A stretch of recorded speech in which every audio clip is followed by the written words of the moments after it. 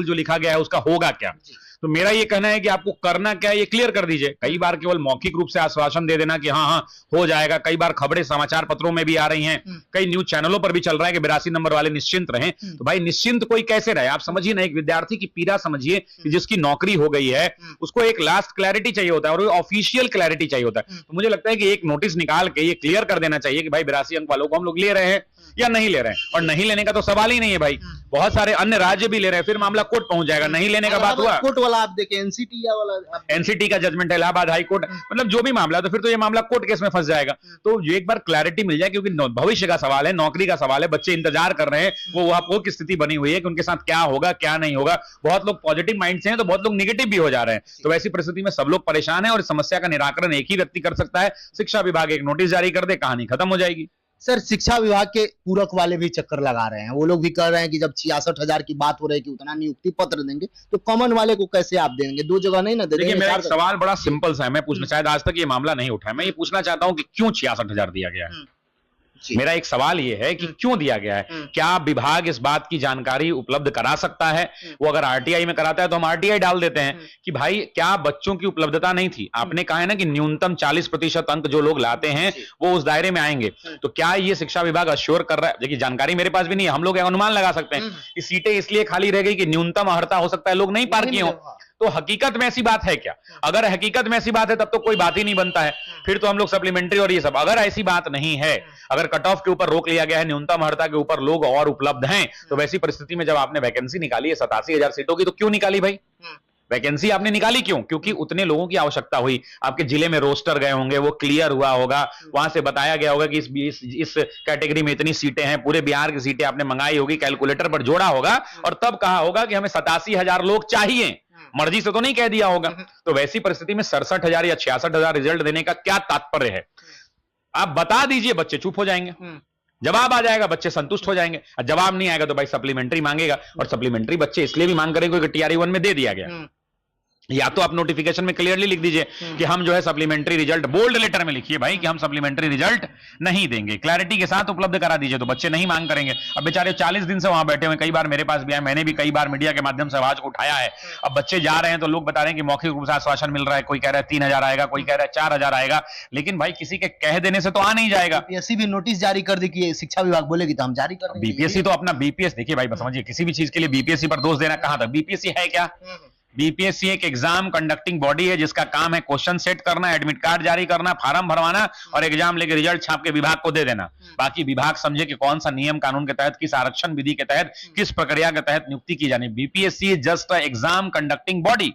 BPSC ये फैसले नहीं लेती है कि डोमिसाइल लागू होगा कि नहीं, सप्लीमेंट्री देना है कि नहीं देना, ये बीपीएससी का फैसला नहीं है। सर एक प्रश्न चल रहा है, TRE 1 में आप देखे नियुक्ति पत्र मिला, उसके 10 से 15 दिन, 1 माह के अंदर अगला प्रक्रिया में लग गया आयोग ने। फिर TRE 2 में भी वही प्रक्रिया हुआ। अब विद्यार्थी ये सोच रहे हैं, आपके पास भी कॉल आता होगा, कई सारे विद्यार्थी भी खड़ा होकर पूछते होंगे कितना तैयारी करें, 2 माह और तैयारी करें, एग्जाम हो जाएगा, कैसे पढ़ें? कोई पूछ रहा है कि हम थोड़ा धीरे धीरे पढ़ रहे हैं, पढ़ें कि ना पढ़ें कि 1 माह में एग्जाम हो जाए। कब तक TRE 4 का वेट हो सकता है? देखिए TRE 4, अब जो पीछे का आप ट्रेंड देखें, TRE 1 का देखें, 2 का देखें, 3 का देखें, तो उस अनुमान से यही लगाया जा रहा है कि जैसे ही TRE 4 की ज्वाइनिंग हो, TRE 3 वालों की ज्वाइनिंग होगी, उसके 15 दिन से 20 दिन के अंदर में रिजल्ट, जैसे ही आप ज्वाइनिंग होती है 15 से 20 दिन के अंदर में वैकेंसी आ जाएगी। अब एक चीज और समझिए, ये वैकेंसी क्यों आ रही है सब लोग समझ रहे हैं, चुनावी वर्ष है। और देखिए चुनावी वर्ष नहीं भी रहता तो बिहार सरकार ने दिल खोल के सरकारी नौकरियां दिया है और बिहार सरकार इसके लिए धन्यवाद पात्र भी है। लेकिन जो ट्रेंड अभी तक दिख रहा है उस ट्रेंड के मुताबिक ये क्लियर है कि वैकेंसी एनी हाउ, मुझे तो ऐसा लग रहा है कि मार्च के अंत में ही आ जाएगी, और मेरी जानकारी भी है, लेकिन मार्च के अंत तक आने की संभावना है, क्योंकि कैलकुलेशन के हिसाब से आदमी देखता है, और परीक्षा जो है अप्रैल अंत तक हो जाए या मई तक हो जाए, क्योंकि आप समझिए कि आचार संहिता लगेगा, 3 महीना पहले ज्वाइनिंग लेटर भी नहीं देना होगा।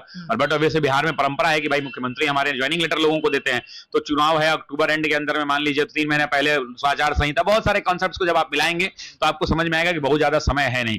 ये जैसे ही हो सकता है कि ये नियुक्ति कराई जाए, इनको नियुक्ति पत्र बांटा जाए, उसके 1 हफ्ता 10 दिन 15 दिन के अंदर में वैकेंसी जो है अपडेट कर दिया जाए, 10-15 दिन भरने का टाइम दिया जाए, 10-15 दिन परीक्षा का, अप्रैल लास्ट तक या मई फर्स्ट वीक में एग्जाम कंडक्ट हो। सर छात्रों की दृष्टि से एक तो एक्सपीरियंस सबके पास हो चुका है, TRE 1 का हो, TRE 2 का हो या TRE 3 का हो, क्या ये सबसे टफेस्ट एग्जाम होगा सीट को लिया जा से, या छात्र चूंकि बहुत अधिक इस बार आवेदन करने वाले क्या देखिए समझिए दो चीजें कि पहले तो बच्चों की संख्या लगातार बढ़ रही है, अन्य राज्य के बच्चे भी आ रहे हैं। दूसरा है वो जो एनआईओएस वाला है, उसमें भी संख्या लाखों की संख्या में इजाफा हुआ है। उसके अलावा बहुत सारे लोग अभी एस्टेट 3 लाख लोग इसी बार एस्टेट पास किया है। तो चुनौतियां तो बढ़ेंगी, कंपटीशन तो बहुत टफ होगा, कट ऑफ में भी बहुत सारा फर्क पड़ेगा, क्योंकि अब वैसे बहुत सारे बच्चे अप्लाई करेंगे और अच्छे पढ़े लिखे बच्चे हैं, तो कॉम्पिटिटिवनेस बढ़ेगा। जब कॉम्पिटिटिवनेस बढ़ेगा तो ऐसी परिस्थिति में कट ऑफ भी ऊपर नीचे हो सकता है। तो मेरा ये कहना है कि छात्र अपनी तैयारी पर भरोसा रखें, पेपर सबके लिए बराबर आएगा। कठिन आएगा तो सबके लिए आएगा, आसान आएगा तो सबके लिए आएगा। तो चिंता नहीं करनी, अपनी पढ़ाई पर फोकस रखना है। जो होगा वो अच्छा होगा, आपकी मेहनत का इनाम आपको मिलेगा, किसी और को नहीं मिलेगा। अगर कोई बच्चा दिन रात मेहनत कर रहा है, लाइब्रेरी में दिन रात पढ़ रहा है, टीचर से दिन रात पढ़ रहा है, ऑनलाइन पढ़ रहा है, ऑफलाइन पढ़ रहा है, अपने गांव में किसी शिक्षक से पढ़ रहा है, जहां पढ़ रहा है मेहनत कर रहा है, सेल्फ स्टडी कर रहा है, जैसे भी कर रहा है वो मेहनत कर रहा है, तो उसकी मेहनत का इनाम उसी बच्चे को मिलेगा, ना कि किसी दूसरे बच्चे को मिलेगा। सर बहुत सारे विद्यार्थी भी आपसे कहते हैं कि डोमिसाइल पर शशि सर कुछ नहीं बोलते हैं, क्या कुछ मामला है? ये विद्यार्थी का कहना, मैं तो बार बार पूछता हूँ डोमिसाइल पर आपका क्या? मैं तो लगता है आप ही के चैनल पे 2-3 बार डोमिसाइल पे बोल चुका हूं। डोमिसाइल पे मेरा एक कहना है कि मैं जैसे को तैसा चाहता हूं। अगर बिहार सरकार दिल खोल के सबको नौकरी दे रही है, तो यूपी में भी टीचर की जब वैकेंसी आए और जब वहां की सरकार कहे कि नहीं हम बिहार वालों को अन्य राज्यों को 10% पर रोकेंगे, तो हम निवेदन करेंगे माननीय मुख्यमंत्री और बिहार के शिक्षा मंत्री से, जितनी बुलंदी से ये डोमिसाइल के ऊपर प्रेस कॉन्फ्रेंस बुलाकर यह ऐलान किया गया, उतनी ही बुलंदी से वहां आवाज उठाया जाए। और नहीं तो हम लोग उठाएंगे, छोड़ेंगे तो नहीं। अगर झारखंड जैसे अपने यहाँ हड़ता लगा दे रहा है, सब लोग बैरियर लगा दे रहा है, तो भैया मेरा कहना है, राष्ट्रपति अभी देखे ना ट्रंप क्या कहा, डोनाल्ड ट्रंप ने क्या कहा कि अमेरिका के साथ जो व्यवहार अन्य देश कर रहे हैं वही व्यवहार अमेरिका टैक्सेशन में अन्य देशों के साथ करेगा। तो मेरा बिहार का दिल बड़ा है, लेकिन इतना बड़ा नहीं है कि आइए खंजर भोंकिए चल जाइए, ये नहीं हो सकता है। अगर बिहार अन्य राज्य के बच्चों के लिए अपना खुला दिल अपना रहा है, तो अन्य राज्यों के सरकारों की भी जिम्मेदारियां हैं कि ठीक है आप आर्टिकल का, संविधान का, बराबरी का, समानता का दुहाई देते हैं। हमारे यहाँ एक और मामला फंस जाता है ना कि हमारे यहाँ कोई ऐसी क्षेत्रीय भाषा नहीं है जो मैट्रिक में परीक्षा होती हो जिसकी। जैसे अन्य राज्यों में, महाराष्ट्र में क्या है कि मराठी को कर दिया जाता है मैंडेटरी, तो उससे लोग रुक जाते हैं। अन्य जगहों में, झारखंड में कोई जनजातीय भाषा है, वहां की खोरठा वगैरह, उसको कर दिया जाता है तो लोग रुक जाते हैं। लेकिन बिहार में प्रॉब्लम ये होता है कि हमारे यहाँ हिंदी वाला मामला आ जाता है, इसीलिए नहीं तो हम लोग भी बैरियर लगा, सब लोग आ जाते हैं। लेकिन मेरा ये कहना है कि जब बिहार सरकार दिल खोल के बाहर के लोगों के लिए नौकरियां दे रही हैं, तो ऐसी परिस्थिति में बाहर के लोग भी दिल खोल के दीजिएगा, नहीं दीजिएगा तो यही शिक्षक हम लोग भी नहीं छोड़ेंगे भाई, आवाज तो उठाएंगे। सर लास्ट प्रश्न होगा, जैसे विद्यार्थी बोल रहे थे अभी अपने बिहार में चले जाइए, जो संख्या है, क्या आयोग अभी बीपीएससी का एग्जाम हुआ, सब कुछ अपडेट की, कितना लोग फेल कर गए, इतना लोग पास किए, ये करिए, इसमें क्यों नहीं डेटा दिया जाता है शिक्षक भर्ती में कि जो विद्यार्थी का एक लिस्ट होना चाहिए, कितना लोग कहां से पास किए, सब डेटा? खैर देखिए ये क्षेत्राधिकार आयोग का है, हम और आप मांग नहीं सकते हैं, सूचना के अधिकार में इसको मांगा जा सकता है। और मेरा ये लगता है कि आयोग अब किस वजह से नहीं दे रहा है, ये सब लोग समझता है, ठीक है, सब लोग समझता है। आप भी सवाल पूछने से पहले मुस्कुरा रहे हैं और आप भी समझते हैं। लेकिन मेरा ये कहना है, बस हम एक ही बात पर अडिग है कि जितना दिल मेरा बड़ा है, जिस बड़े दिल से हमारा बिहार आपका स्वागत कर रहा है, आपकी सरकारें अगर वैकेंसी आती और हमारा स्वागत उस हिसाब से नहीं होगा, तो ये शायद इतिहास में काले पन्नों में दर्ज हो जाएगा कि ये गलत कर दिया, अफसोस के सिवा हमारे पास कुछ नहीं और बचेगा। इसलिए मेरा ये मानना है कि सरकार जो है अन्य राज्यों से भी ये कंसेंट ले ले कि भैया तुम्हारे यहाँ भी जब वैकेंसी आएगी टीचर की, तो तुम भी इतना ही दोगे, तब हम तुम्हारे लिए खोलेंगे, जैसे को तैसा करिए भाई, तभी ये संभव हो पाएगा। सर आप बोलते थे कि 10 से